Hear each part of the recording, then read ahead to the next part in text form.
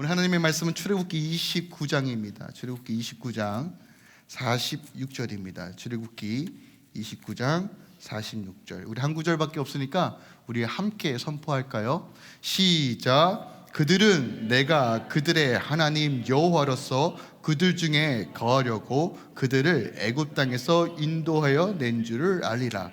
나는 그들의 하나님 여호와니라. 아멘. 할렐루야, 반갑습니다.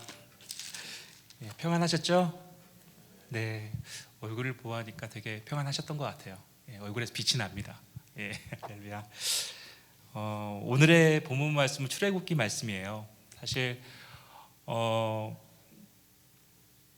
제가 전하려고 했던 말씀은 아닙니다. 그런데 어제 저녁에 하나님이 또 감동을 주셔서 좀 준비를 했어요. 그래서 주님께서 하실 일들을 기대하면서 우리 함께 은혜의 말씀 나누셨으면 좋겠습니다. 오늘의 본문 말씀은 사실 보면 명확하게 말씀하시고 있는 게 있습니다. 이게 뭐냐면 하나님께서 이스라엘 백성을 왜 출애굽시키셨는가, 그 목적이 무엇인가에 대해서 정확하게 얘기하고 있죠. 그 목적이 무엇이죠? 다시 본문 말씀 한번 띄워주시겠습니까? 애굽 땅에서 구원하셔서 이끌어내셔서 그들 중에 거하려고, 그 이스라엘 백성 가운데 거하시기 위해서 하나님이 이스라엘 백성을 애굽에서 출애굽시키셨다라고 말씀을 하고 있습니다. 사실 출애굽은 굉장히 큰 뜻이 있어요. 하나님께서 이스라엘 백성들과 함께 거하시려고 출애굽시키셨다라는 건 뭐냐면 그들과 함께 지내고 그들과 함께 웃고 그들과 함께 먹고 마시고 그들과 함께 시간을 보내시기 위해서 출애굽시키셨다는 거예요. 그런데 우리가 신약 성경에 보면 변화산 산상에서 예수님이 모세와 엘리야를 만나셨을 때 또 한 번 언급이 돼요. 그때 무슨 말씀을 나누셨냐면 다른 복음서에서는 나오지 않아요. 내용이 그 변화산상의 그 사건만 언급이 되는데 누가복음에서는 그 변화산상에서 예수님과 모세와 엘리야가 무슨 말을 나누었는지 나와요. 언급되죠. 오직 누가복음에서만. 그게 무슨 내용이냐면 별세에 대한 얘기입니다. 별세는 무엇이죠? 별세가 죽는 것. 그런데 그거를 히브리어로 헬라어로 번역하면 엑소더스입니다. 엑소더스가 뭐죠? 출애굽기예요. 출애굽기. 그래서 우리가 이 별세, 이 출애굽기 하면 우리의 구원과 일맥상통하다, 구원을 뜻하고 있다라고 말을 해도 과언이 아닙니다. 그렇게 우리가 알 수 있죠. 다시 말하면 하나님께서 이스라엘 백성을 출애굽시키신 것, 그것은 하나님께 들고 함께 하시고 싶으셨다. 다시 말하면 하나님께서 우리를 그 처참한 죄 가운데에서 죽음과 사망, 이미 죽었던 우리들을 구원하시는 그 목적은 무엇이냐? 함께 하고 싶으시다는 것이죠. 우리와 함께 먹고 우리와 함께 자고 우리와 함께 시간을 보내고 추억을 쌓고 우리와 함께 그렇게 삶을 살고 싶으시다. 그래서 우리를 구원하셨다라고 말할 수 있습니다. 하나님께서 이스라엘 백성을 이제 출애굽을 시키시고 이제 시내산으로 끌고 가시죠. 시내산에서 뭘 하죠? 하나님이 언약을 맺으십니다. 언약. 이 언약은 우리가 그냥 일반적으로 약속할 때 이렇게 얘기하죠. 우리 어렸을 때 새끼손가락 걸고 엄지 조상 찍고 복사하고, 이 뜻은 뭐죠? 내가 꼭 약속 지킬게, 이 뜻이에요. 근데 이 언약은 그런 단순한 약속의 개념이 아니에요. 사실 약속은 어떻게 되죠? 깨뜨려도 좀 변명의 여지가 있습니다. 내 상황을 설명하고 내가 이래서 약속을 못 지켰어, 미안해, 다음에는 약속을 지킬게. 그러면 상대방이 어떻죠? 그래, 뭐 그럴 수도 있지. 그래, 다음에는 약속 어기지 말고 꼭 지켜. 다음에도 뭐 그런 일이 있으면 나한테 얘기해. 그러면 어느 정도 내가 이해할 수 있을 상황이면 괜찮아 라고 생각하는 게 약속이에요. 그런데 언약은 완전히 개념이 다릅니다. 창세기 15장에 보면 하나님이 아브라함과 언약을 맺는 언약식이 나와요. 거기 어떻게 하냐면 하나님께서 아브라함에게 재물을 가지고 오라고 하죠. 그리고 반을 쪼개요. 그리고 하나님이 그곳에 임하실 때 불로 그 재물 사이를, 쪼개진 재물 사이를 지나가십니다. 그 얘기는 뭐냐면 이 만약에 언약이 깨졌을 때, 어그러졌을 때, 깨졌을 때, 지켜지지 않았을 때 이 재물과 같이 될 거다. 바로 다시 말하면 언약을 지키지 않으면 어떻게 된다고요? 죽을 것이다 라는 그런 뜻이 담겨져 있습니다. 하나님은 이스라엘 백성을 이끌으시고 시내산에 가서 그런 언약을 맺으십니다. 어떤 언약이죠? 우리 이스라엘 백성은 하나님의 백성이 되고 하나님은 이스라엘의 왕이 되시는, 아버지가 되시는. 그 다시 말하면 이 성경에는 그 관계를 어떻게 표현하고 있냐면 신랑과 신부의 관계로 설명을 하고 있습니다. 신랑과 신부. 그래서 이 언약은 결혼식과도 같은 개념을 가지고 있어요. 그래서 우리 청년들 좀 잘 들었으면 좋겠습니다. 결혼 그거 되게 가벼운 의식 아닙니다. 굉장히 무거운 의식입니다. 결혼하시기 전에 신중하게 생각하시고 기도하시고 그렇게 결정하시길 바라요. 이 결혼식은 그런 언약의 의미가 있습니다.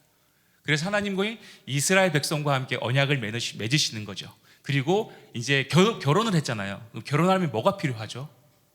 집이 필요하겠죠. 같이 살 집이 필요하잖아요. 집도 구하고 또 살림살이도 사서 넣고 해서 같이 함께 지낼 집이 필요한 거예요. 그래서 하나님이 이제 이스라엘 백성에게 모세에게 명령하시죠. 내가 이제 너의 진중에 거할 거야. 너희와 함께 살 거야. 그러니까 좀 신혼방을 만들었으면 좋겠어. 내가 너와 함께 살 수 있는 그 신혼방. 아주 깨가 쏟아지겠죠. 그게 뭐죠? 그게 성막입니다. 지성소에 하나님이 계시고요. 그리고 그 지성소에 하나님이 임하심으로 인해서 이제 이스라엘 백성은 하나님과 함께 신랑과 신부의 관계로 삶을 살아가게 되시는 것이죠. 그래서 여기서 제가 잠깐 좀 얘기를 드리고 싶고 지나가고 싶은 건 뭐냐면요, 이 성막에는 여러 가지 물품들이 있습니다.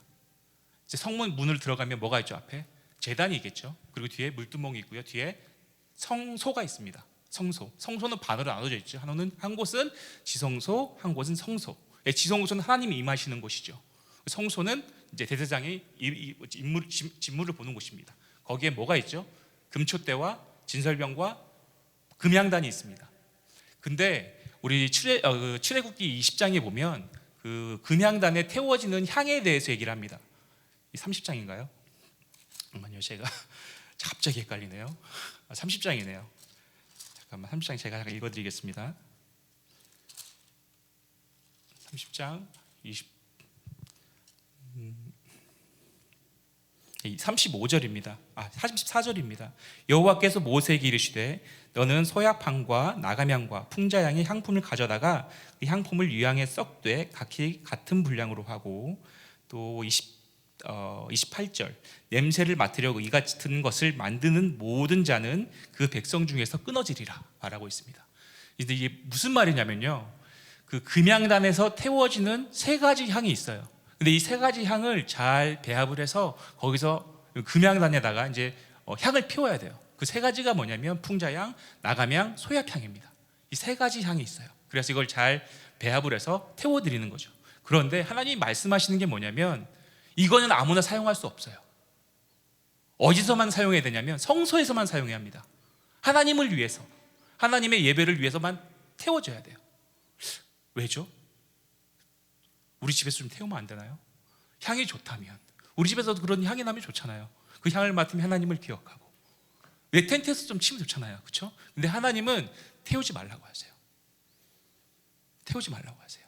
사실 이 세 가지 향은 이 광야에서 살아가는 사람들에게 있어서 굉장히 중요한 물품입니다. 없어서는 안 돼요.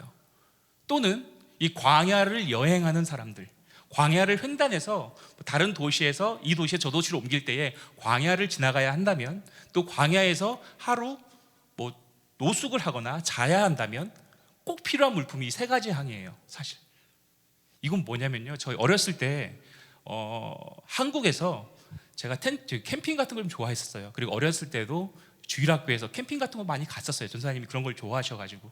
그러면 어른들이 물어봅니다. 캠핑 가기 전에, 야, 너 백반 준비했니? 챙겼니? 이렇게 물어봐요. 백반이 어렸을 때 몰랐어요. 교회에서 챙겨주기도 하고 하니까. 그리고 전사님이 그럽니다. 혹시 집에 담배 피는 아빠 계시니? 그러면 담배 한 개씩만 가져와. 그래요. 그러면 왜요? 그러면 그 담배잎을 잘 찢어가지고 텐트 주변에 뿌리면 뱀이 오질 않는데요. 그 냄새를 되게 싫어한대요. 그래가지고 그런 것도 챙겨가고 그랬던 기억이 나요. 그래서 텐트를 치고 주변에 백반을 뿌리면, 한국에 독사 많잖아요. 독사 물림이 너무하죠. 그러니까 그런 걸 뿌려서 오지 못하게 하는 거죠. 이 세 가지 향, 풍자향, 나감향, 소약향이 바로 그런 역할을 해요. 이 광야에는 뭐가 있는 줄 아십니까? 불뱀. 한번 물리면 바로 죽습니다. 전갈. 어마어마하죠. 전갈 직접 보신 적 있으세요? 저도 사실은 본 적은 없어요. 영화에서만 많이 봤죠. 그런데 전갈한테 물리면 죽는데요, 잘못하면. 굉장한 독성이 있는 독침을 가지고 있죠. 그런데 이 광야에는 이 불뱀과 전갈이 너무너무 많아요. 우리가 상상하는 것 이상으로. 우리가 캐나다에 돌아다니 보면 개 자주 보죠. 그보다 더 많대요. 엄청 많아요. 그리고 이게 눈에 보이지 않아요. 이 집을 어디다 짓냐면 땅 속에다 짓습니다. 모래 안에. 그래서 이게 평소엔 안 보여요. 그럼 지나가다 이렇게 밟고 지나가면 그 밑에 있는 전갈이 문대요. 뱀이 물어요. 그 굉장히 위험하죠. 그럼 좀 이상하죠. 왜 하나님이 그거를 피우지 말라고 하실까? 아니, 우리 텐트에서 좀 치면 좋잖아요. 이스라엘 백성은 40년 동안 광야 생활을 하고 있어요. 그 광야가 집이에요. 전갈과 막 불뱀이 막 온 천지예요. 하나님이 피우지 말라고 하세요. 좀 이상하죠. 하나님은 존귀한 분이시죠. 그 하나님의 그 보좌 정말로 존귀하죠. 그럼 우리는요, 자녀된 우리는 우리의 몸뚱이인가요? 물려주면 되나요? 아니죠. 귀하죠. 우리도 귀해요. 상상을 좀 한번 해보셨으면 좋겠어요. 텐트를 치고 자고 있어요. 자고 있는데 뭐가 쓱 지나가요. 일어나서 봤어. 불뱀이 지나가요.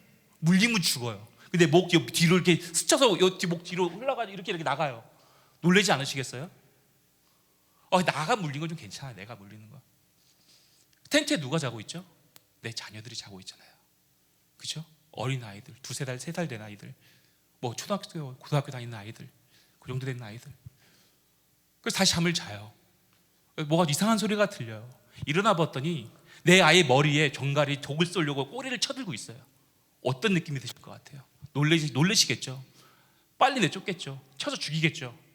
그리고 어떤 생각이 날까요?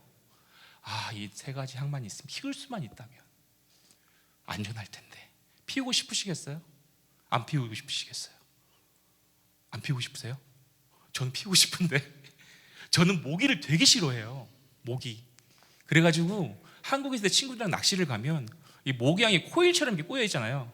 그걸 딱딱 부러뜨려요. 한 10개 정도로. 제 주변에 다 꽂습니다. 이렇게 물에 다 붙여요. 그만큼 좀 모기를 싫어해요. 그런데 전갈이 있어요. 모기 수준이 아니에요. 우리 생명을 위협하죠. 우리 자녀들의 생명을 위협해요. 내가 아끼는 내 목숨보다 귀한 자녀들이 그렇게 전갈의 위험에 노출되어 있어요. 안 피우고 싶으시겠어요? 피우고 싶죠. 근데 재밌는 건 뭔지 아세요? 그 향을 이스라엘 백성이 머물고 있는 정 가운데 하나님께서 거하고 계시는 성소에서 피워요.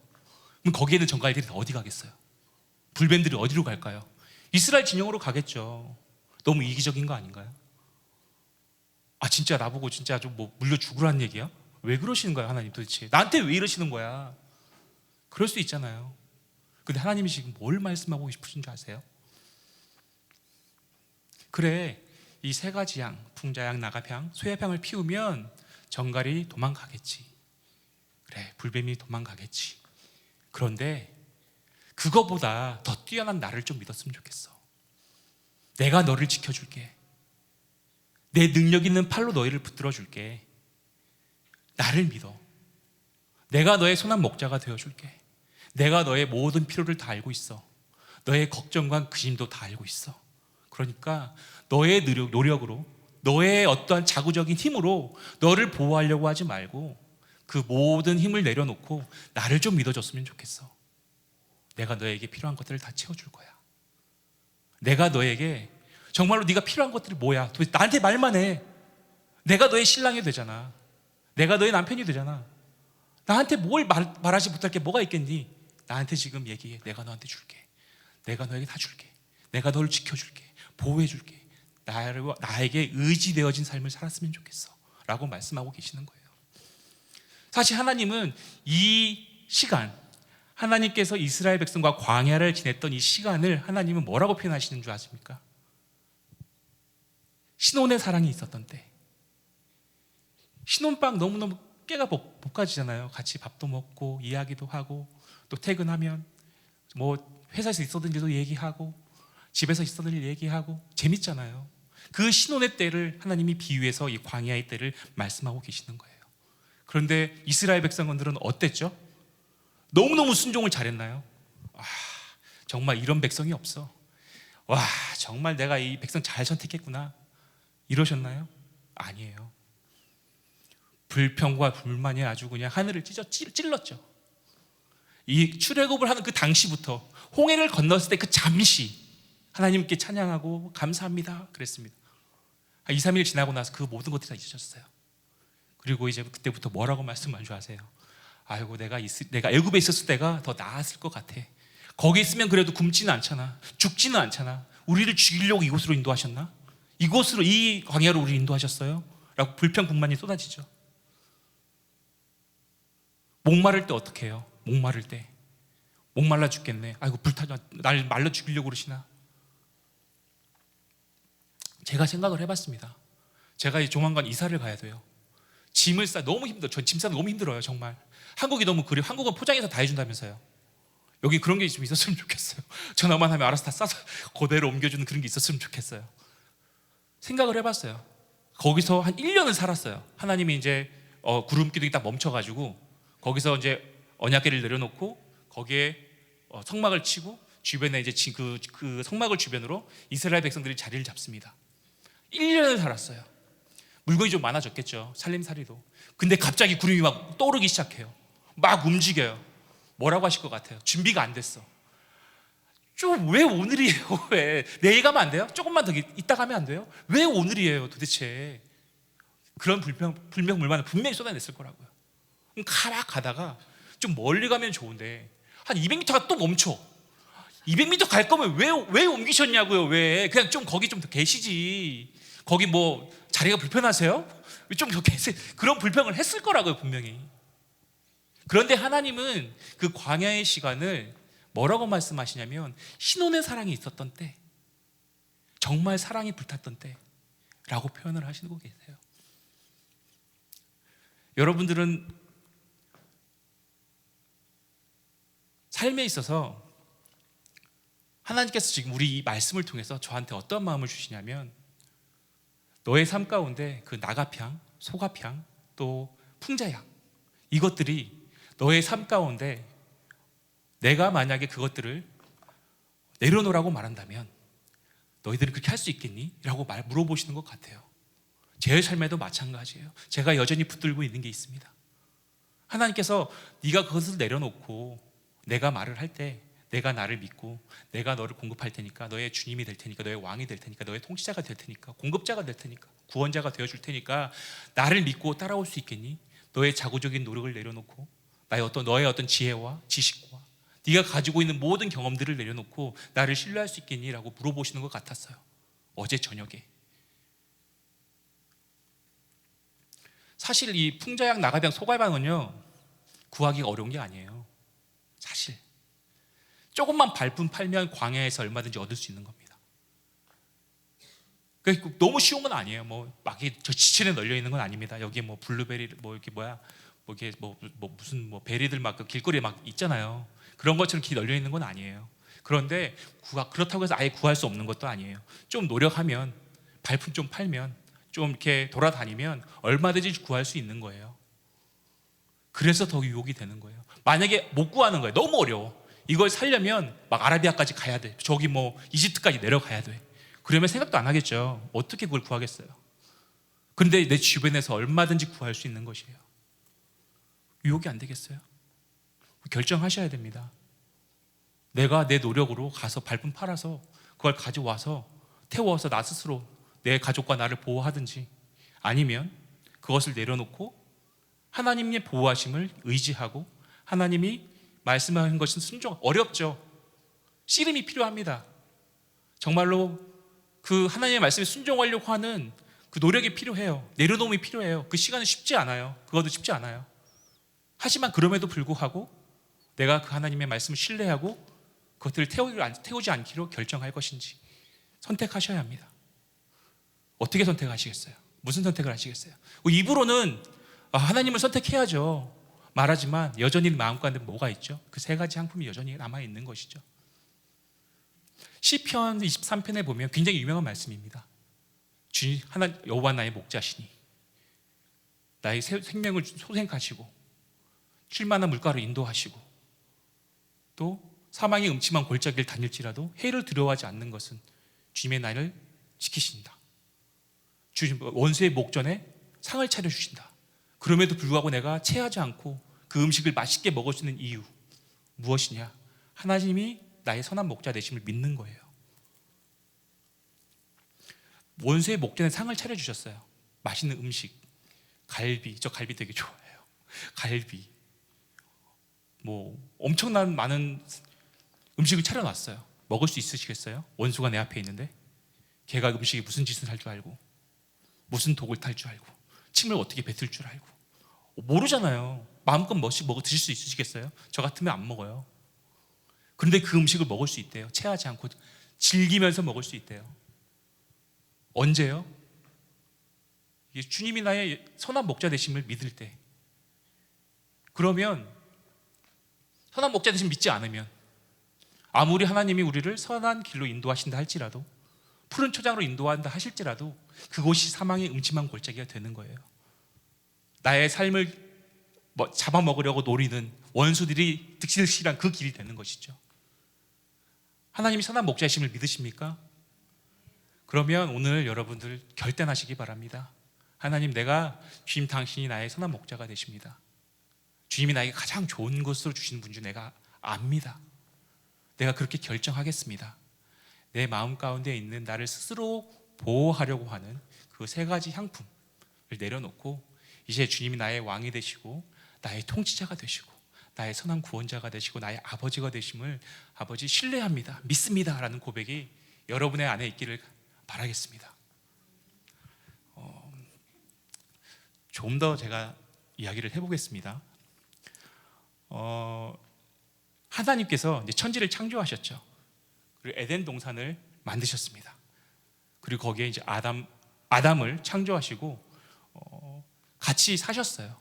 같이 거니셨어요. 그 성경에 보면 하나님께서 거니셨다라는 표현이 나옵니다. 거니셨다.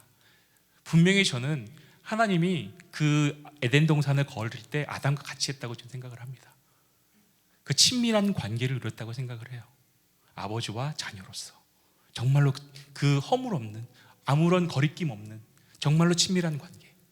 그래서 아담이 동물들의 이름을 지을 때 하나님도 거기에 계셨을 거예요. 그래서 아담이 어떻게 짓나 보셨다고 했죠. 보셨을 거라고요. 그리고 아담이 코끼리를 보고 그렇게 했을 거예요.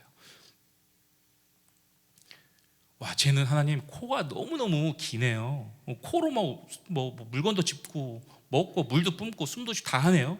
아, 제 이름은 코끼리로 하는 게 좋을 것 같아요. 그랬더니 하나님이 박수를 치고 좋아하시면서 그래 참 잘 어울린다. 그래, 어떻게 그런 생각을 하게 됐니? 야, 정말 멋있다. 그럼 또 아담은 또 그러겠죠. 하마를 봤습니다. 입을 크게 벌려요. 물 속에서 재밌게 놀아요. 하나님, 쟤는 느낌상 발음상 하마라고 하는 게 참 잘 어울릴 것 같아요. 아, 그래? 아, 그러고 보니까 그런 것 같아. 야, 너 참 이름 짓는 재주가 있구나. 너 정말 멋지구나. 또 기린을 보면서 그랬을 거예요. 하나님, 쟤는 참 목이 기네요. 목이 기니까 길어서 기린으로 하면 어떨까요? 야, 참 그래. 그런데 그래. 그 얼룩점이 있어서 나는 내가 봤을 때는 이걸 얼룩말로 하면 좋을 것 같지만 너의 말이 더 어울리는 것 같아. 그래, 그럼 기린으로 하자. 하면서 그런 친밀한 관계, 재미있는 관계, 정말로 스스럼 없고 내 마음을 전부 내어줘도, 전부 보여줘도 정말로 내가 안전함을 느낄 수 있는 관계, 그런 관계였을 거예요. 저는요, 아이들하고 그런 친밀한 관계를 좀 유지하려고 노력을 많이 합니다. 저는 어렸을 때부터 장난을 되게 좋아했었어요. 장난꾸러기였습니다. 그래서 의도치 않게 남에게 손해를 끼치거나 부모님의 어떤 뚜껑을 열리게 하는 일들을 많이 했어요. 의도치 않게, 일부러 한 건 아니에요. 장난을 너무 좋아하다 보니까. 고등학교 다닐 때 수학여행 가면 막 불침 넣는 거 있죠. 불침, 이런 것도 참 많이 했어요. 참 고전적인 건데 그런 걸 되게 좋아해요. 그래서 제가 이제 결혼하고 나서 그런 장난을 많이 안 쳤어요. 왜냐하면 이제 자기 아내 얘기를 하면 아내가 항상 집에 가면 얘기를 합니다. 자기 얘기는 좀 안 했으면 좋겠다고. 그래서 좀 뺄게요. 저희 아내는 장난을 별로 안 좋아해요. 그래서 제가 사랑하는 아내가 장난을 안 좋아하니까 저도 하기가 싫더라고요. 그리고 기분 나빠하기도 하고 또 개그 코드도 안 맞아요. 장난 코드도 안 맞고. 그래서 한동안 장난을 안 쳤습니다. 그리고 장난을 쳐도 재미가 없어요. 코드가 안 맞으니까. 그런데 요즘 장난을 치는 대상이 생겼어요. 저희 아이들. 큰애는요 저랑 장난 코드가 너무 잘 맞아요. 저를 닮아, 제 아들입니다. 확실합니다. 그런데 둘째는요 엄마를 닮았어요. 엄마랑 장난 코드 너무 똑같아요. 그래갖고 이제 둘 다 같이 재밌게 놀아야 되는데 이제 같이 어떻게 맞춰서 두죠. 제가 회사를 퇴근하고, 제가 평일날 회사를 다닙니다. 퇴근을 하고 집으로 오면 가라지가 막 올라가잖아요. 그럼 가라지 올라가는 소리가 애들 방에서 들려요. 막 집이 떨려요. 우웅 하고 떨립니다. 그러면 아빠가 오는 줄 알죠. 그럼 둘째가 막 계단으로 내려와요. 그래가지고 계단 뒤에 딱 숨어요. 그럼 제가 올라가면서 딱 보면 계단 뒤에 숨어 있는 게 보여요. 제가 왜 모르겠습니까? 보여요. 그러면 이제 얘가 또 뭔가를 하려고 하는구나. 그래서 싹 올라갑니다. 그러면 얘는 좀 심한 장난 치잖아요. 깜짝 놀래켜 주는 거예요. 와! 이렇게 깜짝 놀래켜 주는 거죠. 그럼 저는 알고 있어요. 알고 있지만 놀란 척 해줍니다. 아이고 놀래라. 그럼 넘어져요. 아이고 심장이야. 그러면 애가 너무너무 좋아해요. 막 깔깔깔깔 웃고 막 떼굴떼굴 굴러요. 정말로 너무 좋아해요. 막 박수치면서 저한테 안깁니다. 그리고 볼을 비벼줘요. 그 뽀뽀를 해줘요. 그리고 아빠 사랑해, 아빠 사랑해 이렇게 합니다. 너무너무 좋아해요. 그러면서 뭐라고 얘기한 줄 아세요? 아빠, 내가 나중에 아빠가 할아버지가 되고 내가 나중에 돈을 많이 벌면 아빠 내가 집도 사주고, 집 때문에 고생하는 거 알고 있거든요. 집도 사주고 내가 차도 사주고 보트도 사주고 RV카도 사줄게. 그리고 같이 놀러 다니자. 막 그래. 제가 캠핑 좋아하는 거 아니까. 너무 행복해요. 왜요? 집 사준다고 해서 행복할까요? 아니요. RV카 사준다고 해서 행복해요? 저도 너무 갖고 싶죠. 보트 사준다고 해서 행복한가요? 아니에요. 그 아이의 마음이 너무너무 예쁜 거예요. 그리고 그렇게 같이 지내는 게 너무너무 재밌는 거죠. 둘째는 좀 많이 달라요. 저랑 비슷하다고 했죠. 제가 소파에 앉아있으면 누워있어요. 이렇게 회사 갔다 오면 밥 먹고 하루 종일 좀 이렇게 일을 하다 보면 허리가 좀 아파요. 저 어르신들께 좀 죄송하지만 좀 허리가 좀 아픕니다. 그러면 소파나 침대에 이렇게 누워있어요. 이렇게 엎드려 있어요. 엎드려 있으면 허리가 좀 펴지는 기분이 들더라고요. 그래서 엎드려 있으면 큰애가 옆으로 싹 지나갑니다. 9학년이에요. 좀 지저분한 얘기를 해도 양해해 주시기 바랍니다. 지나가면서 방구를 싹 지도 지나가요. 이렇게. 그래서 저한테 물어보죠. 아빠 점심에 뭐 먹을게? 그럼 저는 어떻게 할까요? 야, 방구를 이렇게 안 해요. 너무 좋아요. 그런 장난 너무 좋아합니다. 저는 음미를 합니다.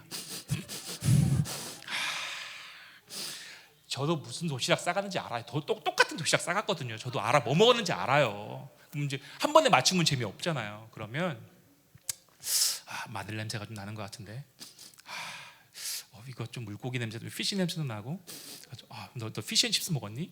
아니야 아빠 안 먹었어. 잘 모르게 한 번만 더 날려봐. 한 번만 더 줘봐.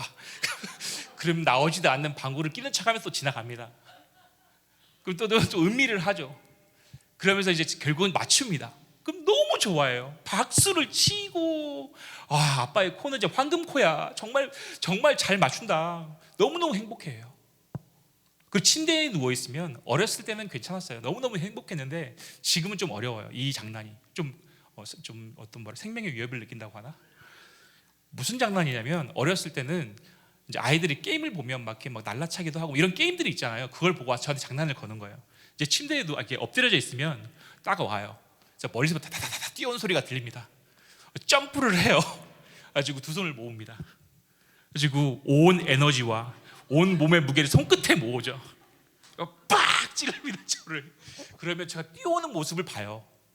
그러면 저는 어떻게 한 줄 아세요? 엉덩이를 살짝 들어줍니다. 와라, 들어와. 맞아줘요. 옛날에는 안 아팠어요. 근데 지금은 생명의 위협이 느껴져요. 애가 많이 9학년이에요. 예준이랑 동갑입니다. 예준이랑 정말 천국문 앞에까지 갔다 온 경우도 있습니다. 너무 아파서. 근데 저는 그게 너무너무 좋아요. 너무 행복해요. 그 시간들이. 이 아이가 나에게 뭔가를 해주지 않아도, 뭔가 나를 기쁘게 해주지 않아도, 나를 위해서 열심으로 뭔가를 하지 않아도, 공부를 열심히 하지 않아도, 나는 이 아이 자체만으로 너무너무 행복해요. 그냥 같이 시간을 보내고, 같이 플레이스테이션도 하고, 같이 산책도 가고, 같이 영화도 보고. 영화 보는 거 너무너무 좋아해요. 같이 영화를 보고 있으면 이 아이가 점점 이 다리가 제 몸으로 이렇게 와요. 그래서 막 비벼요 이러고 막. 그리고 이 발을 막 입에 넣기도 하고. 좀 안 그랬으면, 그건 좀 안 그랬으면 좋겠는데. 아무튼 근데 저는 그게 너무너무 좋아요. 마치 아담과 하나님이 에덴 동산에서 누렸던 그 관계가 이런 느낌이 아니었을까라는 저는 생각을 많이 합니다. 물론 비교가 안 되겠죠. 그 하나님이 아담과 에덴 동산에서 누렸던 그 친밀감은 이 친밀감과는 비교할 수 없을 만큼 더 친밀한 관계였겠죠. 하지만 제가 자녀들과 함께 신화를 지내면서 어느 정도 제가 알 수 있을 것 같아요. 어떠한 친밀함이었는지. 아마 하나님과 아담은 그런 친밀감을 누렸을 거란 말이죠. 그런데 아담이 뭘 먹게 되죠? 선악과를 먹게 됩니다. 선악과를 먹게 돼요. 그래서 하나님이 아담을 부르세요. 아담아 어디 있니? 아담아 어디 있니? 근데 아담이 어떻게 하죠? 숨습니다. 숨어요. 왜 숨니? 아담아 왜 숨어? 내가 벗은 줄 알고 있어요. 그래서 내 몸이 너무 수치스러워서 하나님 숨었어요. 그래서 내가 내 힘으로 나뭇잎을 엮어서 치마를 만들었어요. 만약에 제가 하나님이었으면 정말 좀 화가 났을 것 같아요. 정말로 이 친밀한 관계가 완전히 깨져버렸어요. 그래서 저는 이렇게 할 것 같아요.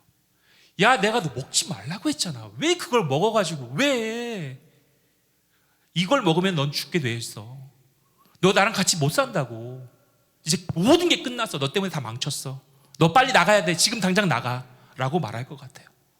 제가 만약 하나님이었으면. 근데 하나님은 어떻게 말씀하시죠? 아니에요. 그걸 누가 너한테 먹으라고 얘기했니? 정말로 부드럽고 젠틀한 목소리로 말씀하셨을 것 같아요.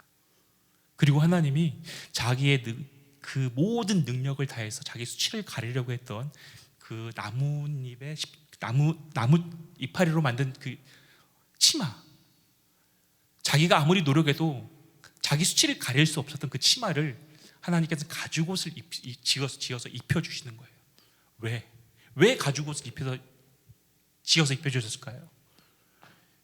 하나님은 아담을 내쫓고 싶지 않으셨어요. 사실 죄를 지었지만, 불순종했지만, 자기 스스로 하나님과 같은 정말로 그 지혜와 하나님과 같은 놀라운 선악을 알 수 있는 그 능력을 얻고자 했음에도 불구하고, 그런 죄를 지었음에도 불구하고 하나님은 아담을 내쫓고 싶지 않으셨어요.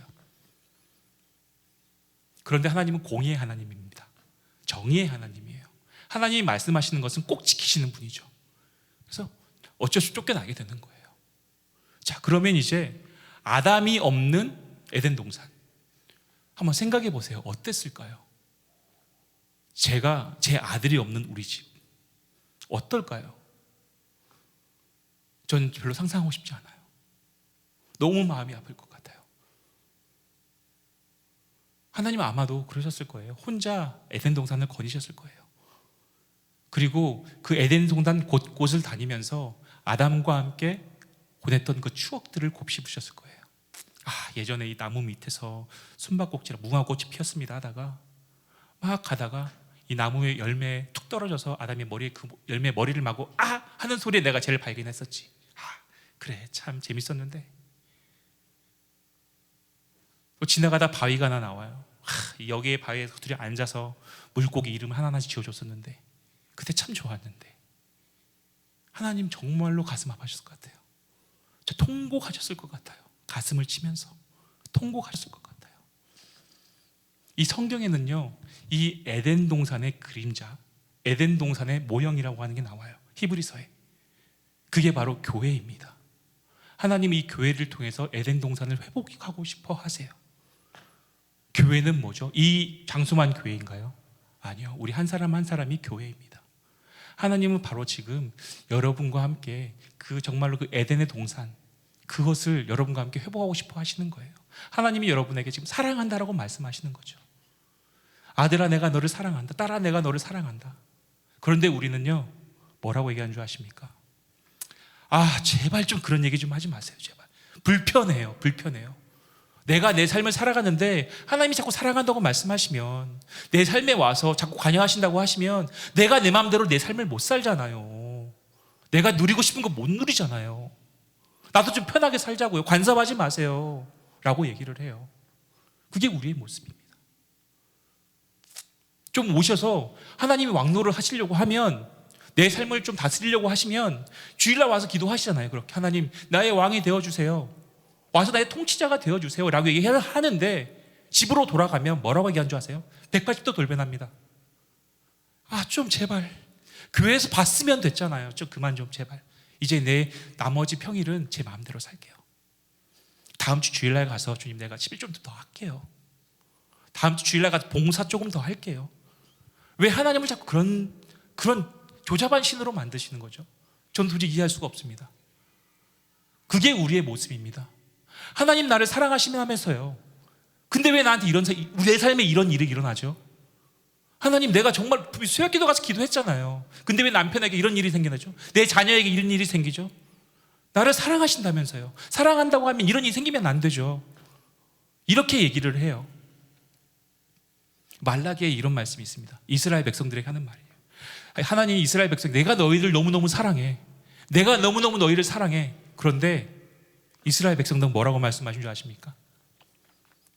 주님이 나를 언제 사랑하셨습니까? 주님이 나를 언제 사랑하셨나이까? 그 광야에서 그렇게 하나님을 경험하고, 하나님의 공급심을 경험하고, 하나님의 돌보심을 경험하고, 하나님의 사랑을 그렇게 누렸음에도 불구하고 이들은 어려움이 닥칠 때, 고난이 닥칠 때 뭐라고 얘기하냐면, 어떻게 우리를 사랑하셨나이까? 라고 말합니다. 이게 우리의 모습입니다. 저의 모습이에요. 저의 모습.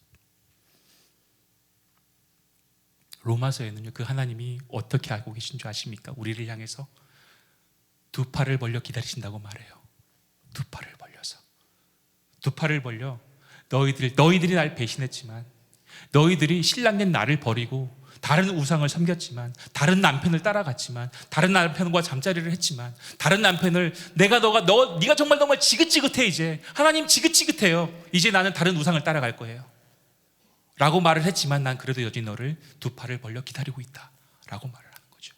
그리고 로마서 그 다음 절에 뭐라고 말씀하시면은, 나는 그 사랑에 후회하지 않는다 라고 말씀하십니다. 세상에 이런 하나님이 어디에 있나요? 정말 이런 말하면 안 되지만 정말 좀 바보 같아요. 그렇게 당하고, 그렇게 배신당하고, 싫다고 외면했던 그들의 백성들을 그렇게 기다리고 계시는 거예요. 두 팔을 벌려서 뒤돌아서 다른 음란한 사람들과 함께 어울려 다니는 그 내 신부를 보며 두 팔을 벌려 뒤에서 기다리고 계시는 것이죠. 다시 한번 뒤돌아봐 주기를 바라면서,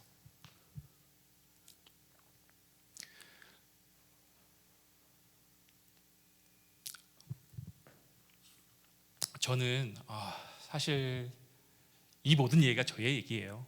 제가 그랬어요. 저는 예수님을 만나기 전에 많은 일을 했습니다. 아시다시피 굉장히 좀 가난한 삶을 살았습니다. 그래서 제 꿈이 뭐였냐면, 돈을 참 많이 버는 거였어요. 돈을. 그래서 내가 좀 큰 가게, 그러니까 뭐 레스토랑이 됐든 뭐 어떤 회사가 됐든 오너가 되는 게 꿈이었어요. 그 사장님이 되는 게 꿈이었습니다. 그래서 어렸을 때 아르바이트를 참 많이 했어요. 안 해본 아르바이트가 없습니다. 웬만한 거 다 해봤습니다. 뭐 주유소, 뭐 세차장, 뭐 과일, 그 좌판 길거리에서 과일 파는 거 있죠. 그런 것도 해봤고요. 안 해본 게 없어요. 정말로. 뭐 청소도 해봤고, 유리창 닦기도 해봤고, 고등학교 때부터 이제 열심히 일을 했어요. 그래서 돈을 많이 모았습니다. 그래서 그때가 6살 때였어요. 26살 때 제가 하나님을 만났거든요. 근데 26살 딱 됐어요. 제가 2006년도 10월 달에 하나님을 만났거든요. 그 전까지는 열심히 돈을 모았어요. 막 정말로. 그래서 꼭 내가 성공하리라. 내가 정말로 이제 돈 때문에 서러운 일은 절대로 내 삶에 없을 거야. 이런 일을 생각을 하면서 이를 깍물고 정말 열심히 일했어요. 꽤 큰 돈을 모았습니다. 꽤 큰 돈. 그래가지고 이제 가게를 하나 차릴 수 있게 됐어요.